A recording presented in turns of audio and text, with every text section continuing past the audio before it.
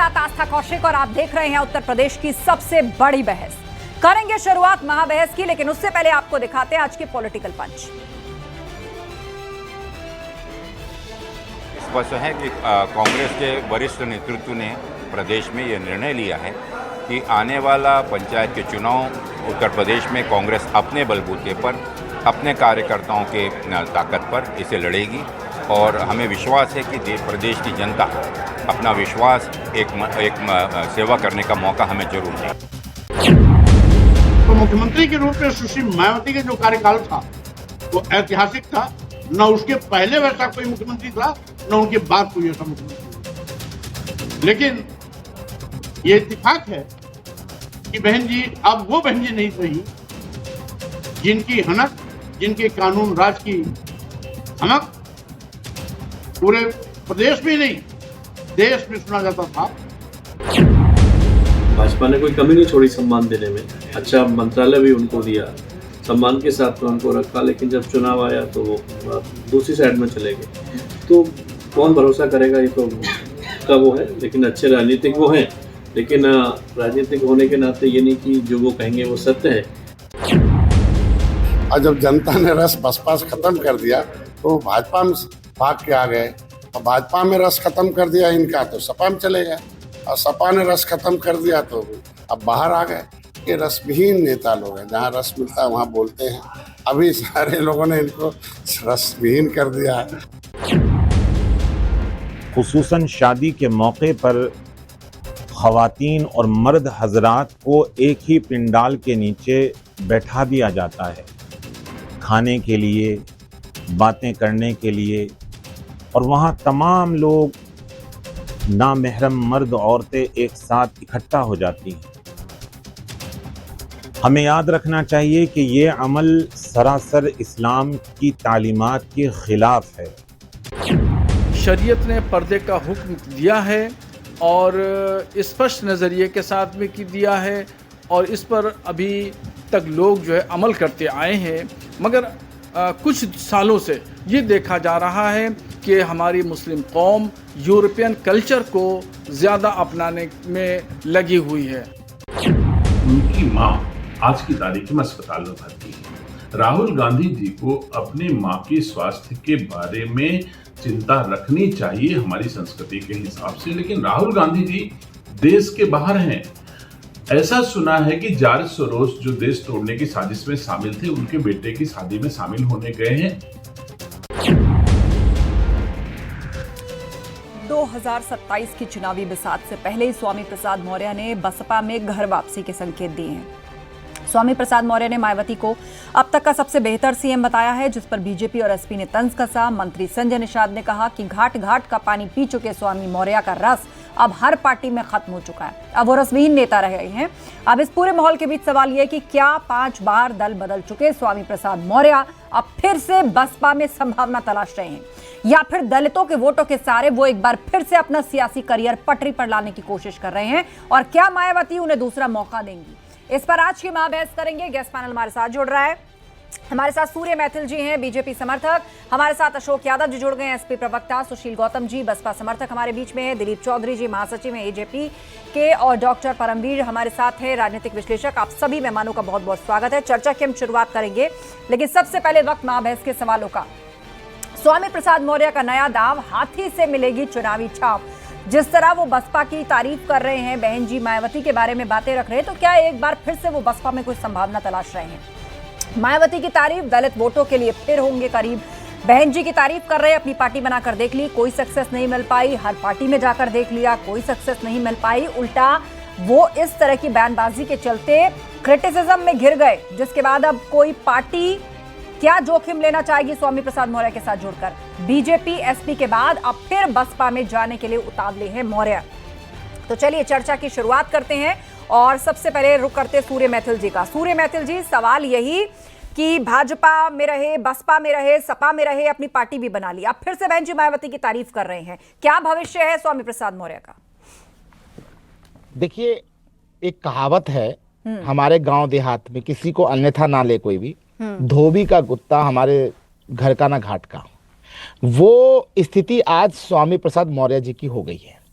उनको ना तो बसपा में जिसने उनको हाइक दी वहाँ वो टिके, फिर वो जो है सपा पहुँचे, भाजपा पहुँचे, फिर वो सपा पहुँचे, और वो चक्कर लगाकर दोबारा से पृथ्वी गोल है और वो वापस दोबारा से बसपा में जाने की कोशिश कर रहे हैं। देखिए, उनकी क्रेडिबिलिटी कंडेम खत्म हो चुकी है, उनकी क्रेडिबिलिटी को जनता नकार चुकी है। जिस प्रकार से उनकी स्थिति चुनावों में हुई, विधानसभा चुनावों में वो खुद की सीट हार गए, और उसके बाद उन्होंने जो पार्टी बनाई, उस पार्टी के अंदर भी उनकी स्थिति क्या रही, 4 लोग इकट्ठे नहीं होते। मैंने तो एक वीडियो ये भी देखा था कि सामने 50 कुर्सियां लगी हुई थी, उसमें से 10 कुर्सियों पे लोग बैठे थे और वो आधे घंटे 1 घंटा बोलते रहे। तो उनकी स्थिति ये हो चुकी है, वो मैं कहूँ कि अर्थहीन हो चुके हैं। और अगर वो बसपा में वापस जाते भी हैं तो उसका कोई इम्पैक्ट मिलने वाला नहीं है, क्योंकि जनता ने देख लिया उनकी स्थिति क्या है। वो तो पार्टी बदलू व्यक्ति हैं, दल बदलू व्यक्ति हैं, उनकी स्थिति कुछ भी कहीं भी वो रिलायबल नहीं है। ठीक है, अशोक यादव जी, सपा की भी बहुत फजीहत उन्होंने कराई, रामचरितमानस को लेकर इतना बड़ा विवाद हुआ, उल जलूल बयान उन्होंने दिए, चुनाव के पास भी देख लिया गया। बहुत सारे लोगों ने तो ये भी कहा कि भाई जानबूझकर बयान दिलवाया जा रहा है पार्टी की तरफ से, आप लोग तो किनारा कश हो जाते हैं लेकिन इनको कोई रोकता क्यों नहीं। आप फिर से स्वामी प्रसाद मौर्य चुनाव निकट आते ही अपनी संभावनाएं तलाश रहे हैं, तारीफ तो वो बहन जी की कर रहे हैं, लेकिन दरवाजा तो वो सबका खटखटा सकते हैं, जैसा उनका नेचर रहा है पॉलिटिकल। आस्था जी, देखिए, हम लोग शुरू में ही ये कहते थे कि स्वामी प्रसाद मौर्य जी का व्यक्तिगत बयान है, जो भी इस तरह के धार्मिक बयान वो देते थे उनका व्यक्तिगत बयान होता था। अच्छा, दूसरी बात, आज स्वामी प्रसाद मौर्य जी कहाँ हैं, कैसे हैं, इसके बारे में हमें कोई टिप्पणी नहीं करना, लेकिन जब वो हमारे पार्टी में आए, पीडीए आंदोलन को उन्होंने आगे बढ़ाने की बात करी, तो हमारे राष्ट्रीय अध्यक्ष जी ने उनको यथोचित सम्मान दिया, उनको पार्टी का महासचिव बनाया, उनको एमएलसी बनाया, और उन सारी उनको सम्मान देने का काम किया जिस सम्मान के वो लायक थे, हकदार थे। लेकिन अब उनको पॉलिटिकल एम्बिशन कहा जाए या जो भी रीजन था, वो पार्टी को उन्होंने छोड़ा और छोड़ के अपना नया ठौर ठिकाना तलाश रहे हैं। उसमें हमें कुछ नहीं कहना, हमें बस यही कहना आस्था जी कि आज सिर्फ उत्तर प्रदेश में 2 ध्रुवीय लड़ाई चल रही है, बाइपोलर फाइट चल रही है। एक तरफ समाजवादी पार्टी इंडिया गठबंधन के साथ, दूसरी तरफ भारतीय जनता पार्टी के गठबंधन है, और एक तरफ देखिए दो गवर्नेंस का मॉडल भी है अलग अलग। हमारे गवर्नेंस मॉडल का तारीफ अमेरिका करता था, सिंगापुर करता था, हमने डायल 100 जैसी सेवा दिया, हमने एम्बुलेंस दिया, और योगी सरकार की गवर्नेंस का तारीफ पाकिस्तान करता है, क्योंकि पाकिस्तान में धार्मिक कट्टरता है, योगी सरकार में धार्मिक कट्टरता है, वहां अलगाववाद है, वहां नफरत है, योगी सरकार में अलगाववाद, यहाँ नफरत है। तो पीडीए के लोग हमारे एक तरह से मन बना चुके हैं कि धार्मिक कट्टरता वाली सरकार को, पीडीए की उत्पीड़न करने वाली सरकार को, और वसूली ये बात रही कि भाई बाइपोलर मुकाबला है, एक तरफ बीजेपी एक तरफ समाजवादी पार्टी है, तो क्या बाकी की पार्टियां उनको कोई ना कोई पोल जो है वो पकड़ना ही पड़ेगा। इस पर बातचीत के लिए हमारे साथ सुशील गौतम जी हैं, बसपा समर्थक। सुशील जी, आप लोग तो पूरे दमखम से हर बार की तरह मैदान में उतरने की तैयारी कर रहे हैं, स्वामी प्रसाद मौर्य अचानक बहन जी की तारीफ कर रहे हैं, उनके कार्यकाल की तारीफ कर रहे हैं। अब बताइए, यहाँ तो कहा जा रहा है कि 2 ही पार्टियों के बीच में मुकाबला है यूपी में, या सपा या बीजेपी, तो अब ऐसे में बसपा का क्या भविष्य है, उस पर भी स्वामी प्रसाद मौर्य द्वारा बहन जी की तारीफ, वापस लेगी बसपा स्वामी प्रसाद मौर्य को, देखिए, या उनके साथ जाएगी?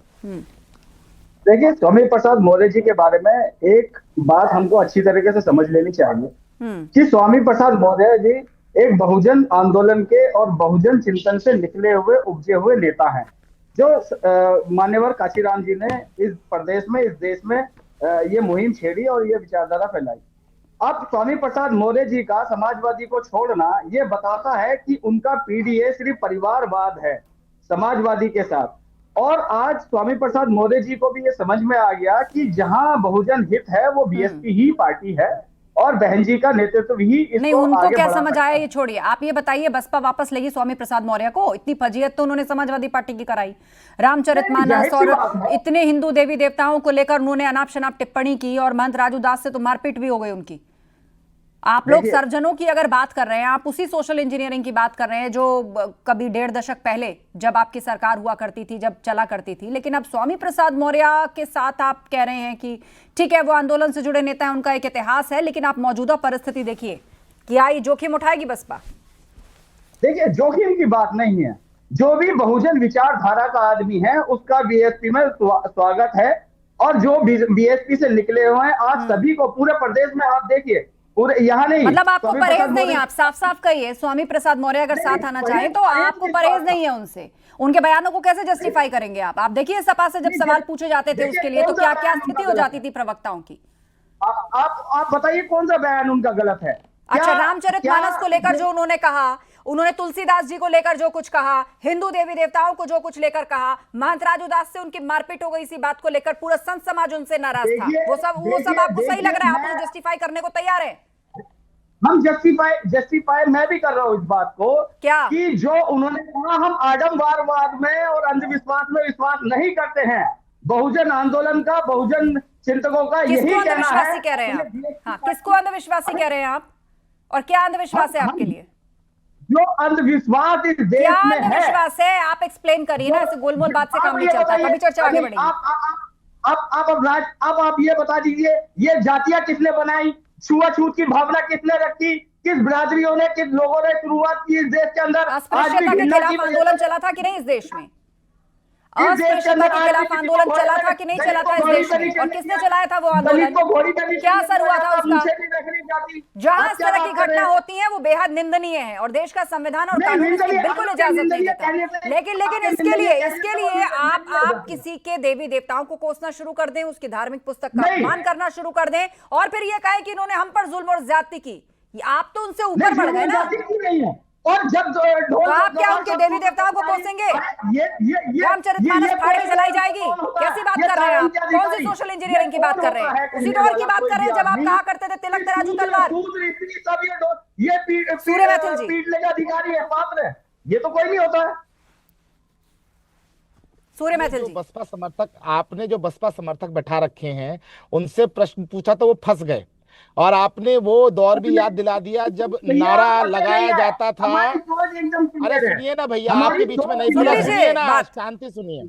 ये वो टाइम था, आपने मेरा नाम लिया इसलिए मैं बता रहा हूं। सुन लीजिए ना 2 मिनट। सुशील जी ठीक है, अब आप उस पर जवाब आप सुन लीजिए।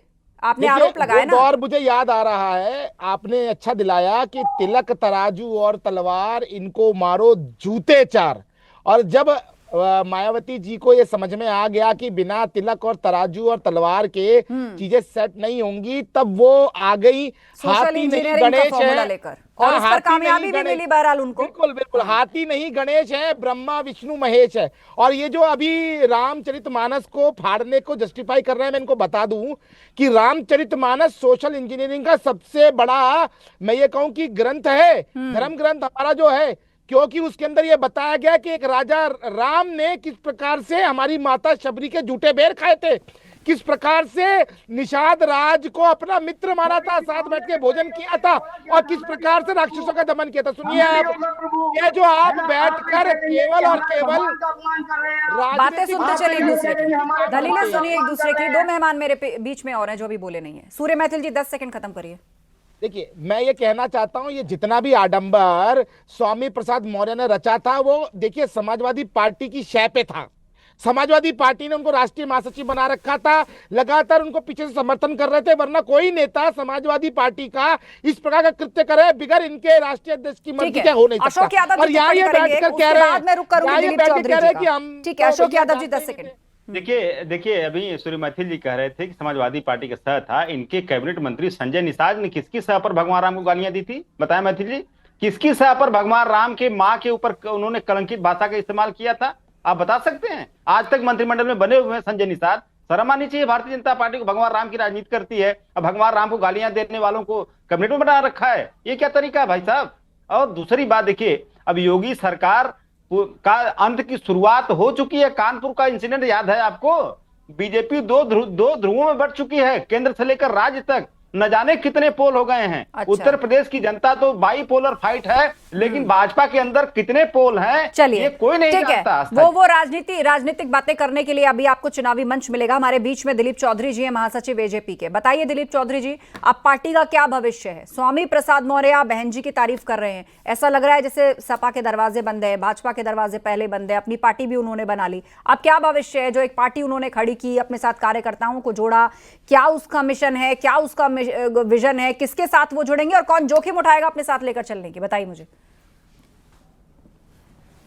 सबसे पहले मैं प्रदेशवासियों से जय भीम, नमो बुद्धाय और जय संविधान करूंगा, क्योंकि हम लोग अपनी जनता पार्टी के माध्यम से सामाजिक परिवर्तन आंदोलन के महानायक मान्यवर कांशीराम साहब के जन्मदिवस के अवसर पर 15 मार्च 2025 से संविधान सम्मान व जनहित हुंकार यात्रा के माध्यम से उत्तर प्रदेश के लगभग 8-10 मंडलों में और लगभग 35 जिलों में जा चुके हैं और इसी माध्यम से हम और सवाल हमारे का जवाब दीजिए। पार्टी सवाल के का, ये माननीय आपकी राष्ट्रीय पार्टी ने क्या किया वो आप जनता को बताइएगा। अभी सवाल का जवाब दीजिए जो मैंने पूछा। हाँ, जनता के सामने अपनी बात को रख रहे हैं। मैं आपके माध्यम से सबसे पहला सवाल भारतीय जनता पार्टी के जो प्रवक्ता हैं उनसे मैं करना चाहता हूं। उनकी जातिवादी, वर्णवादी और मनवादी व्यवस्था यहां पर प्रमाणित हो गई है। सबसे पहले उन्होंने कहा धोबी का कुत्ता घर का न घाट का। मैं इस पे उनसे जवाब चाहूंगा कि वो एक्सप्लेन करें, क्योंकि मैं धोबी जाति का हूं। तो क्या इस देश में वर्ण और जाति बराबर वो बनाए रखना चाहते हैं? और क्या संविधान को वो मानते हैं कि नहीं मानते हैं? परम पूज्य बाबा साहब डॉक्टर अंबेडकर के चित्र पर माला चढ़ाते हैं, लेकिन क्या उनके चरित्र को एक्सेप्ट करते हैं कि नहीं करते हैं? मैं उनसे पूछना चाहूंगा, परमहंस आचार्य ने 25 करोड़ रुपए की सुपारी माननीय स्वामी प्रसाद मौर्य जी की हत्या करने की दी थी। क्या परमहंस आचार्य को भारतीय जनता पार्टी और उनकी सरकार ने जेल भेजा? यदि नहीं भेजा तो क्यों नहीं भेजा? मैं समाजवादी पार्टी के प्रवक्ता यहां पर बैठे हैं, मैं उनसे भी सवाल करना चाहूंगा। क्यों करना चाहूंगा? लगभग 2 लाख अनुसूचित जाति के कर्मचारियों को जो समाजवादी पार्टी ने डिमोशन करके उनकी जिंदगी को नरक बनाया 2005 पहले सूर्य मैथिल जी 10 सेकंड, उसके बाद अशोक यादव जी, फिर मैं डॉक्टर परमवीर सिंह का भी प्रोन्नत में आरक्षण को समाप्त किया। क्या समाजवादी पार्टी उस पर माफी मांगेगी? जवाब सुनते हैं। और मैं चाहूंगा, बोलिए सूर्य मैथिल जी। मैं चाहूंगा, देखिए सबसे पहली चीज मैंने शुरुआत में ही ये कहा था कि ये एक लोक कहावत है। बोल रहे हैं उनके समर्थक, आप सुन लीजिए। सर सुन लीजिए, मैंने पहले ही कहा था कि एक लोक कहावत है।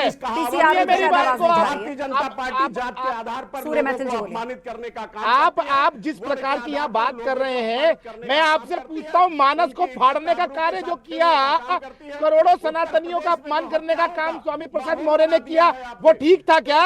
और उसके अलावा मैं ये पूछ रहा हूँ आपसे, मुझे ये बताइए, आप जातिवादी राजनीति करते हैं, आप हिंदू देवी देवताओं का एक सेकेंड, अपने अपने टर्न पर बोलिए। आप सबको बराबर समय मिल रहा है। आपके ग्रंथों में लिखा है दलितों को, पिछड़ों को अपमानित करने का। कौन से ग्रंथ में लिखा, जरा नाम बताइए। हमारे स्वामी प्रसाद कौन से ग्रंथ में लिखा, जरा नाम बताइए मुझको। समाज पार्टी कौन से ग्रंथ में लिखा, जरा नाम बताइए मुझको। अच्छे कार्य नहीं, ये बताइए, ये लगातार मत बोलिए। मैं ये पूछ रहा हूँ आपसे, कौन से ग्रंथ में लिखा है? आपके पेट में पीड़ा होती है, पहले आप इस पर जवाब दीजिए महोदय। परमहंस आचार्य को कब तक जेल भेजेंगे, और नहीं भेजेंगे तो क्यों नहीं भेजेंगे? क्या आप संविधान को नहीं मानते? आपने हिंदुओं के ग्रंथों पर सवाल खड़ा किया और सवाल आपसे पूछा जा रहा है, बताइए मुझे कहां लिखा है, बताइए कहां लिखा है कि किसको शोषित करना चाहिए या किसको दबाना चाहिए? ये देश मर्यादा पुरुषोत्तम श्री राम का देश है, और अपने पूरी लाइफ में, अपने पूरी जीवनचर्या में उन्होंने हर एक घटना में इस बात को प्रूव किया है कि चाहे मनुष्य हो, चाहे दानव हो, चाहे वानर हो, चाहे निषाद राज हो, चाहे शबरी हो, सबके साथ उनका किस प्रकार का व्यवहार रहा, किस प्रकार का अपनापन रहा और किस प्रकार का आशीर्वाद रहा कि आप सोचिए झूठे बेर खाए उन्होंने। और आप कह रहे हैं कि ग्रंथों में लिखा है कि किसके साथ क्या करो, किसका शोषण करो, क्या करो। यही भ्रम फैलाते हैं आप लोगों के बीच में। आप ग्रंथ का नाम बताइए, किस ग्रंथ वो आप नहीं बता पा रहे हैं और डिबेट दूसरी जगह पर ले जाने की कोशिश कर रहे हैं। स्वामी प्रसाद मौर्य पर आपसे कुछ नहीं बोला गया, लगे आप हिंदू देवी देवताओं और ग्रंथों को कोसने। ये बिल्कुल एक्सेप्टेबल नहीं है, बिल्कुल एक्सेप्टेबल नहीं है। करोड़ों लोगों की भावनाएं उससे जुड़ी हुई हैं, आप में कुछ मानते होंगे, वो भी कुछ मानते हैं, और आपके पास जवाब नहीं है जिस चीज को लेकर आप कोस रहे हैं। ठीक है, बहरहाल डॉक्टर परमवीर सिंह हमारे बीच में, राजनीतिक विश्लेषक। पीसीआर ऑडियो मैनेज करिए इनको शायद आवाज नहीं जा रही है। परमवीर सिंह जी, ठीक है, आप बता चुके हैं, आपकी बात सुनी जा चुकी है, आप दूसरे पैनलिस्ट की भी बात सुनिए, आप मेरे सवाल को भी सुनिए, उस पर जवाब भी दीजिए। आप फिलहाल अपनी बारी का इंतजार करिए। डॉक्टर परमवीर सिंह जी, स्वामी प्रसाद मौर्य क्या अब कोई अवसर तलाश रहे हैं, क्या कोई संभावना तलाश रहे हैं? वो अपनी पार्टी बनाकर भी देख चुके हैं, हर पार्टी का एक एक चक्कर वो लगा चुके हैं, सब में रहकर देख चुके हैं। अब 27 का चुनाव आ रहा है, तो क्या उससे पहले भविष्य स्वामी प्रसाद मौर्य का, और कौन पार्टी जोखिम लेगी? आस्था जी, देखिए, राजनीति के अंदर कोई भी परमानेंट दोस्त नहीं होता, कोई भी परमानेंट दुश्मन नहीं होता। यूपी के अंदर हमने देखा कि मायावती जी और समाजवादी पार्टी का गठबंधन हो गया था, भाजपा का गठबंधन पीडीपी से हो जाता है, एनसीपी का गठबंधन या शिवसेना और कांग्रेस का गठबंधन हो जाता है। तो स्वामी प्रसाद मौर्य जी जो अगर बसपा में दोबारा वापस आ रहे थे, कुछ तलाश रहे हैं, तो कोई बड़ी बात नहीं है। और हमें पढ़ाया जाता है कि पॉलिटिकल साइंस में भी पढ़ते हैं और अपना जब जर्नलिज्म पढ़ते हैं कहते हैं रीड बिटवीन द लाइंस। अभी आपने बसपा समर्थक से सवाल किया तो उन्होंने गोलमोल जवाब दिया, तो इसका मतलब कुछ ना कुछ खिचड़ी पक चुकी है, पक नहीं रही है, पक चुकी है कि उनका स्वागत है वहां। और वहां पर देखिए मायावती जी को इस समय फुट सोल्जर्स की जरूरत है, तो हो सकता है वो भी संभावना तलाश रही हो कि जैसे स्वामी प्रसाद मौर्य तलाश रहे, तो मायावती जी को भी कुछ स्पार्क दिखाई देता होगा। गालिब का एक शेर है कि जला है जिस्म जहां तो दिल भी जल गया होगा, कुरेदते हो जब राख को ध्यान से कहीं कोई अंगारा बाकी ना हो। जो अभी आपने बात कही थी, स्वामी प्रसाद मौर्य जी ने बहुत सारे विवादित बयान दिए हैं, इनका जवाब बसपा को देना पड़ेगा। जबकि बसपा का ट्रेंड रहा है वो कभी अपने स्पोक्स पर्सन नहीं रखते हैं, ऐसे डिबेट्स वगैरह में नहीं आते हैं। हाँ। लेकिन जवाब उनको जनता के बीच में देना पड़ेगा, क्योंकि वो जब बयान जो उन्होंने दिए हैं वो स्वीकार योग्य नहीं है। और वैसे तो मैं बात बोलूं, एक जो ये बात के सोशल जस्टिस की लोग बात कहते हैं, ये लोग बहुत बोलते हैं कि हम लोग बुद्धिज्म को मानते हैं, और कई बार पूछा जाए कि आप बुद्धिज्म के किस सेक्ट को मानते हैं। बुद्धिज्म में 3 सेक्ट होते हैं, महायान, वज्रयान या कर्मयान होता है। हाँ। आप किसको मानते हैं? तो वो लोग जवाब देते हैं हम तो न्यू बुद्धिज्म को मानते हैं। तो माने कि जिस व्यवस्था को आप छोड़कर गए और जिस व्यवस्था में गए आप उस व्यवस्था में भी चेंज कर रहे हैं। आप तीनों सेक्ट को नहीं मानेंगे, आपने नया बुद्धिज्म अपना न्यू बुद्धिज्म बोलते हैं उसको। वो क्या चीज है, कहां से शुरू हुआ, वो कोई जानता नहीं है। पॉलिटिकल पार्टियों के लिए क्या? वो बेसिकली हो क्या रहा है कि अपनी व्यवस्था बनानी है, व्यवस्था के साथ छेड़छाड़ करके अपनी व्यवस्था बनानी है। व्यवस्था को गाली दीजिए और आप ऊपर। सुशील गौतम जी नहीं, और जो दलित और जो बहुजन समाज अपनी आइडेंटिटी बना रहा है तो उसमें गुरेज किस बात का है? वो नए विचार अपने गढ़ रहा है अपने लिए, अपने जीने के लिए। नहीं तो आपकी व्यवस्था में जिसे सो कॉल्ड आप सनातनी कह रहे हो, आप छुआछूत की भावना रखते रहो, आप रिजर्वेशन को खत्म कर रहे हो, आप प्राइवेट सेक्टर में नौकरियां दे रहे हो, आपको वो नहीं दिखाई दे रहा है, आप घोड़ों पे नहीं चल रहे हो। एटा में क्या हुआ, अंबेडकर जयंती पे बाबा साहब की रैली तो नहीं निकलेगी, लेकिन आपके धर्म की यात्राएं निकलेंगी। ऐसे कैसे हो जाएगा? जिसकी विचारधारा जो है, जो जिसको मानने वाला है, उस देश में, इस देश में उसको अधिकार है, उसको मानने का अधिकार है। अगर आपकी चीजें मानी जा रही है तो आपको हमारी भी चीजें माननी पड़ेंगी। इस देश में यही है। और दूसरा ये किसी राम का देश नहीं है। अच्छा। ये अंबेडकर का देश है, ये अंबेडकर का देश है, ये संविधान का देश है, और ये हम इस देश के नागरिक हैं, due the people of India. हम संविधान की किताब देखी आपने? एक सेकंड। किसी राम देश के संविधान की किताब देखी आपने? एक सेकंड सुशील गौतम जी, एक सेकंड सुशील गौतम जी। ये देश संविधान से चलता है और संविधान से चलेगा, और वही सर्वोपरि है, इसमें कोई डाउट नहीं है, कोई डाउट नहीं है। लेकिन मुझे बताइए, संविधान की पुस्तक देखी आपने? देखिए संविधान की पुस्तक, पहले पन्ने पर क्या है संविधान की पुस्तक के? आप कह रहे हैं देश राम का देश नहीं है, ये देश मर्यादा पुरुषोत्तम का देश नहीं है। क्या है संविधान की पहली पुस्तक पे, पहले पन्ने पर? सूर्य मैथिल जी। देखिए, मैं वही कहने वाला था, सस्ती पॉलिटिक्स मत करिए। मैं वही कहने वाला था, इन्होंने संविधान की दुहाई दी। मैं कहना चाहता हूं कि श्रद्धेय बाबा साहब भीमराव अंबेडकर जी ने जिस संविधान की रचना की, उस संविधान के पहले पृष्ठ पे उन्होंने भगवान श्री रामलला विराजमान को स्थान दिया। उन्होंने पूरे परिवार सहित भगवान श्री रामलला विराजमान को स्थापित किया वहां पर। तो ये कैसे कह सकते हैं कि भगवान श्री राम का देश नहीं है? और दूसरी बात, ये कह रहे थे कि इन्होंने दलितों के उत्थान की बात की। सुनिए,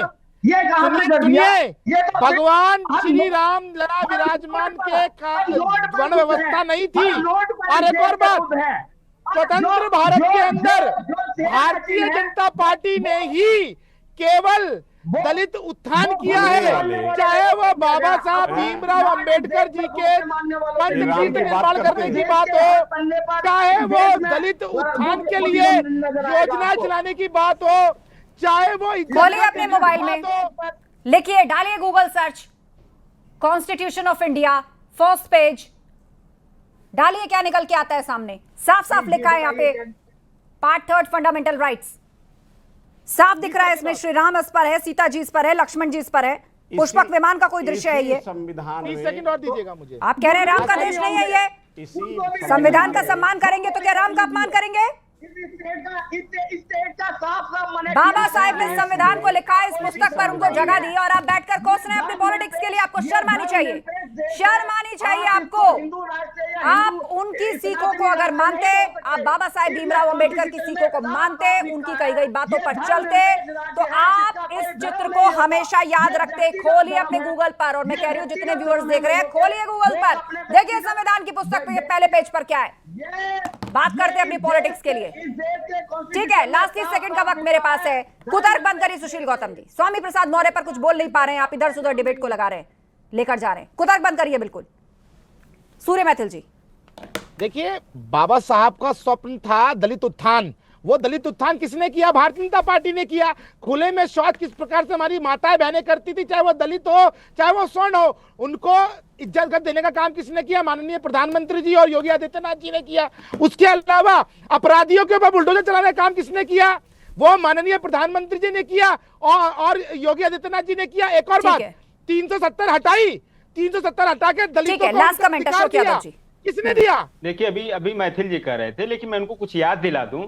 दलितों के बारातों पे सबसे ज्यादा हमला भी इन्हीं भाजपाइयों ने किया, और दलित समाज, क्या पूरे पीडीए समाज को नौकरियों से हटाने के लिए नॉट फाउंड सुटेबल भी मोदी सरकार ने किया, और 69,000 शिक्षक भर्ती में पीडीए का आरक्षण भी इसी योगी सरकार ने लूटा, और जितने भी काम है पीडीए विरोधी, सारे कामों को इसी मोदी और योगी की सरकारों ने अंजाम दिया। सबसे ज्यादा अगर ग्रहण लगाने का काम किसी ने किया, आस्थाजी, दलित समाज, पिछड़े समाज, तो मोदी और योगी की सरकार और भाजपा ने किया। चलिए, क्या बात किसको क्या मिला, किसने किसको ठगा, ये सब जनता के विवेक पे छोड़ देते हैं। बहरहाल आप सभी लोगों ने अपनी अपनी दलीलें और फैक्ट्स रखे। चर्चा के लिए बहुत शुक्रिया आप सभी लोगों का।